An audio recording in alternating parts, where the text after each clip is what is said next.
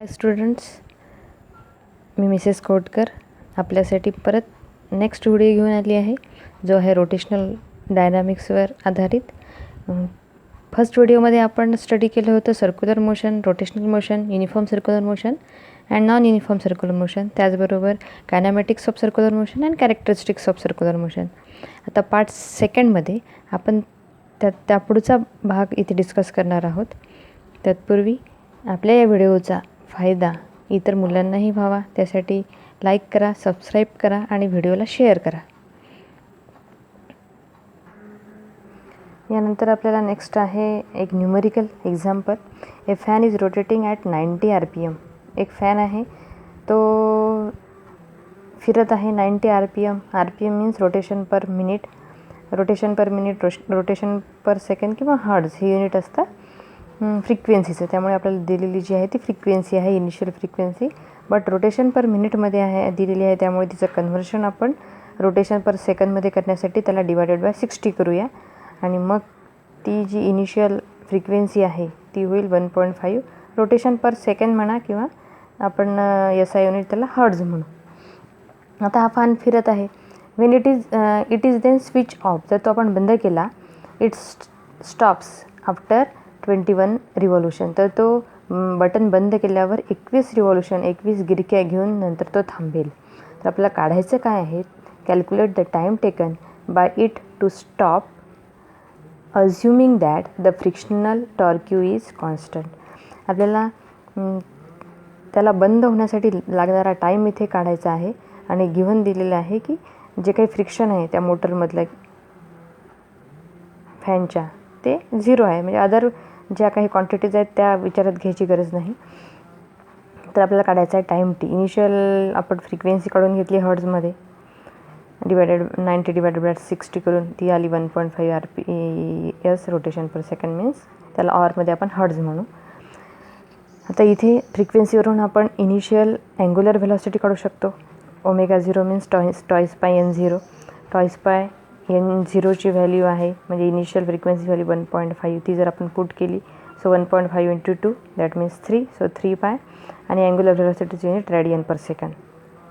आता अशा प्रकारचा जर प्रॉब्लेम असेल तर मेनली आपल्याला अशा फॅन बंद होतं आणि नंतर तुम्हाला एक तर टाईम काढायला लावतात किंवा टाईम विचारलेला असतो, किंवा फॅन बंद केल्यावर किती रिव्हॉल्यूशन्स करून तो स्टॉप होईल, म्हणजे नंबर ऑफ रिव्हॉल्यूशन्स कधी कधी आपल्याला काढायला सांगितले असतात. अशा प्रॉब्लेममध्ये हा फॉर्म्युला नेहमी लक्षात ठेवायचा की जर फॅन बंद होत असेल while fan is switching off, the angle through which blade moves while stopping the fan, it is theta is equal to twice pi n. हा झाला अँगल त्या ब्लेडनी फॉर्म केलेला थांबण्यापूर्वी. theta is equal to twice pi n. n is the number of revolutions. हा formula आपल्याला इथे use करायचा आहे. यावरून आपण थिटा काढून घेऊ. आपल्याकडे नंबर ऑफ रिव्हॉल्यूशन्स 21 आहेत. So theta is equal to twice pi into 21 into 2 that is 42 pi. Angle आहे, अँग्युलर डिस्प्लेसमेंट आहे, त्यामुळे त्याचं युनिट जे आहे ते radian.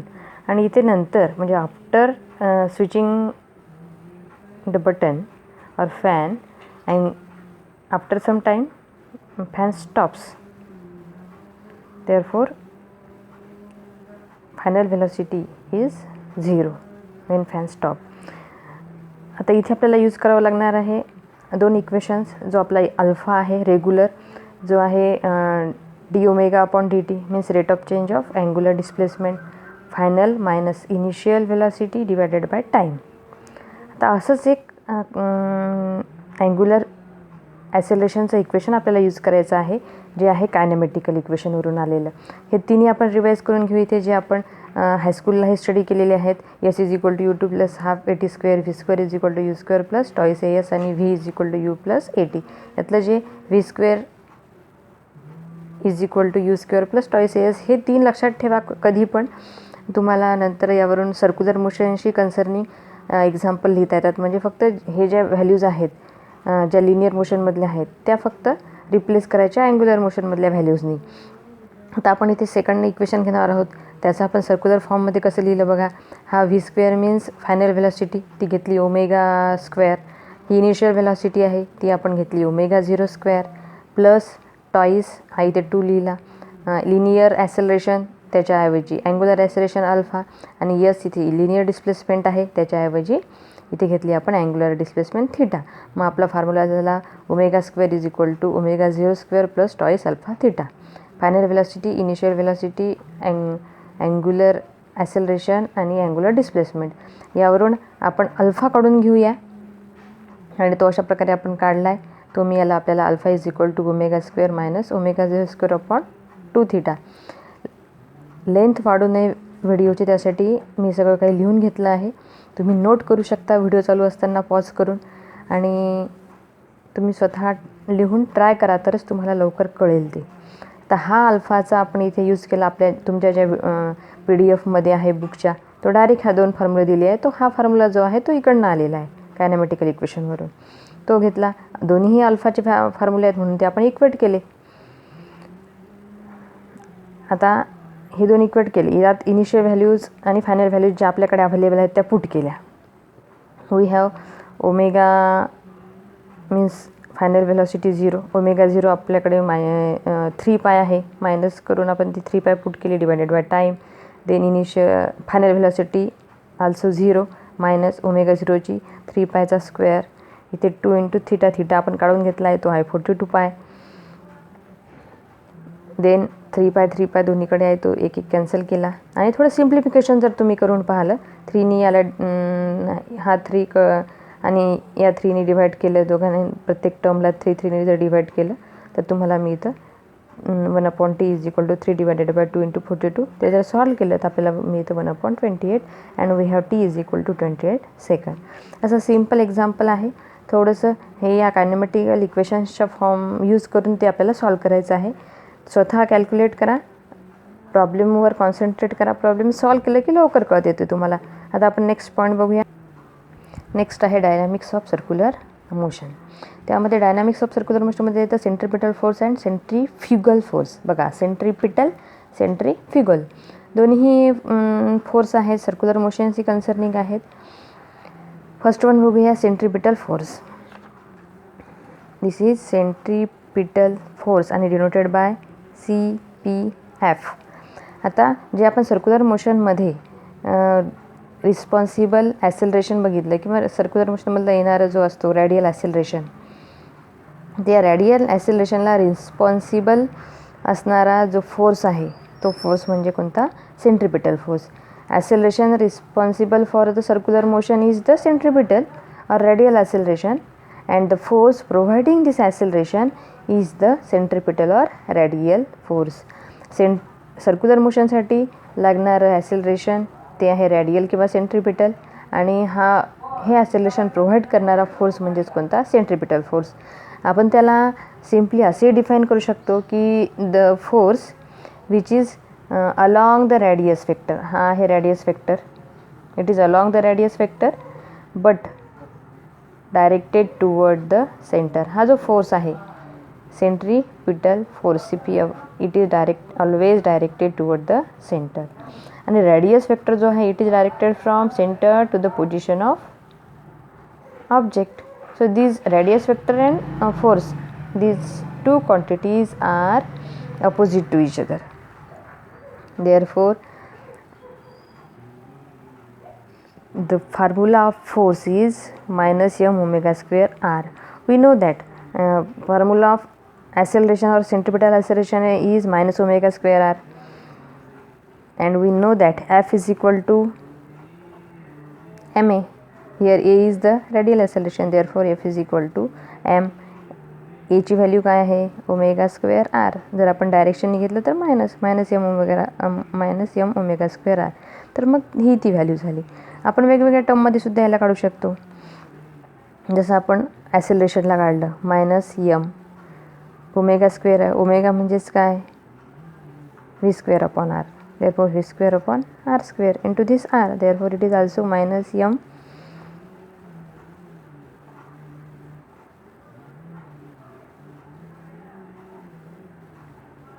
v square upon r.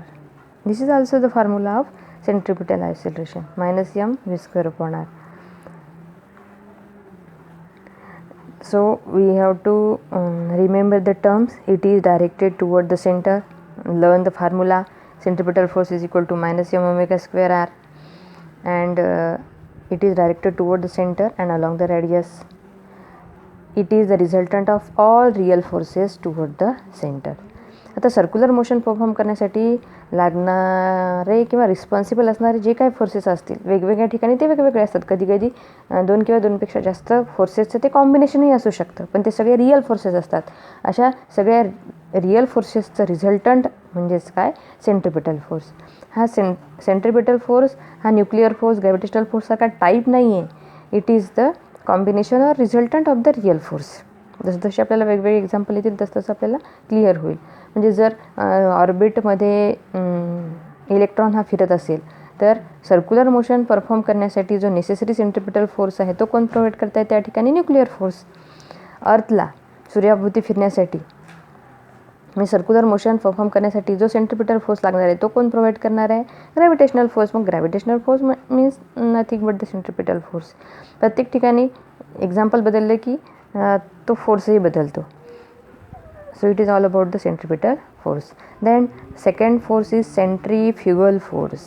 Centrifugal force. These two forces are equal and opposite forces. Centripetal and centrifugal.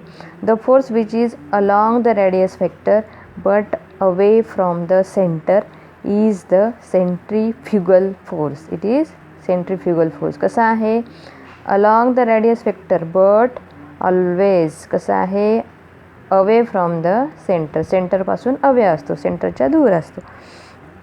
जसं this is centre O, it is directed away. आता हा होईल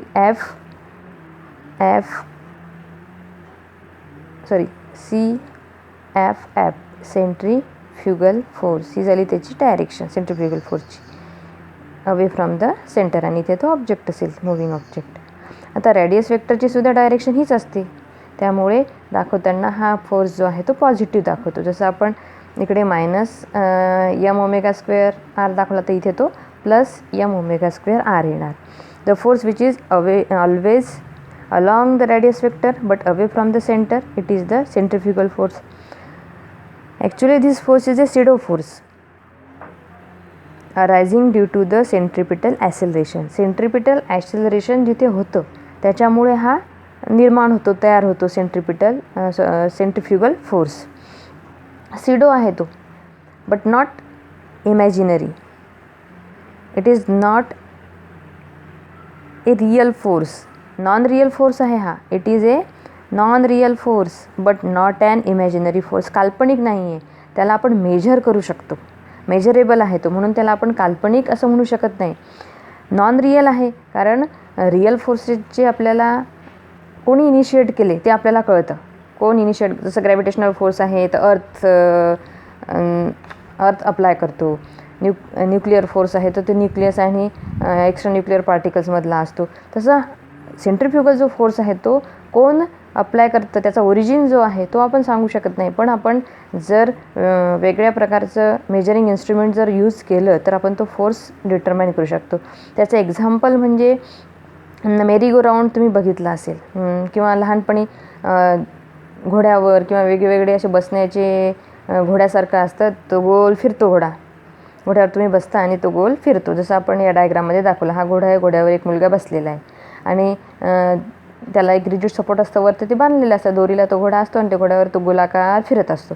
अशावेळी सुरुवातीला काय होतं, तो सर्क्युलर मोशनमध्ये फिरवतो तेव्हा तो अवे फ्रॉम द सेंटर, बाहेर फेकला जातो. आपल्याला असं वाटतं घोड्यावर बसल्यावर तो आपण त्या सेंटरच्या बाहेर गिरक्या घेत आहोत. पण जेव्हा कॉन्स्टंट स्पीड अटेंड करतं तेव्हा त्याला हा सेंट्रिफ्युगल फोर्स अप्लाय होत आहे असं जाणवत नाही, कारण त्या ठिकाणी सेंट्रिपिटल फोर्स आणि सेंट्रिफ्युगल फोर्सची मॅचिंग झालेली असते. दोघांचा कॉम्बिनेशन हा 0 होतो. पण जेव्हा at the start of motion त्या घोड्यावर बसलेल्या ज्या मुलाला असं जाणवतं की आपण बाहेरच्या दिशेने फेकले जात आहोत. त्याचं सुंदर आणि तुम्ही नेहमी अनुभवलेलं एक्झाम्पल म्हणजे जर एखादा वळणाचा रस्ता असेल, गाडी जर लेफ्टला चालली डावीकडे जर जात असेल तर तुम्ही कुठल्या डायरेक्शननी झुकता, उजवीकडे झुकता. हे तुम्ही नेहमी ऑब्झर्व केलं असेल. तुमची बॉडी उजवीकडे झुकते. तेच जर उलटं असेल, आता वळण जर उजवीकडे असेल तर तुमची बॉडी तुम्ही लेफ्टकडे झुकलेली तुम्हाला जाणवतं, तुम्ही एक्सपिरियन्स करता. तो आहे सेंट्रिपिटल फोर्स. आणि तुम्हाला 11th स्टँडर्डमध्ये बेस्ट एक्झाम्पल देऊनही याचं सगळं डिस्क्रिप्शन आहे सेंट्रिफ्युगल फोर्सचं. So it is non real force but not an imaginary force. Centrifugal force is given by minus m omega square r. Centripetal minus centrifugal, it is plus m r omega square, कारण radius वेक्टरची direction आणि फोर्सची direction दोन्ही एकाच डायरेक्शननी आहेत, away from the centre. आता इक्विलिब्रियमला हे दोन्ही फोर्सेस म्हणजे सेंट्रिपिटल फोर्स म्हणजेच रियल फोर्स आणि सेंट्रिफ्युगल फोर्स जो पॉझिटिव्ह आहे. Centrifugal force is the combination of all the सिडो forces, all the non real forces, and centripetal force it is the combination of all real forces. At equilibrium this as they have equal and opposite sign, therefore their resultant at equilibrium is 0.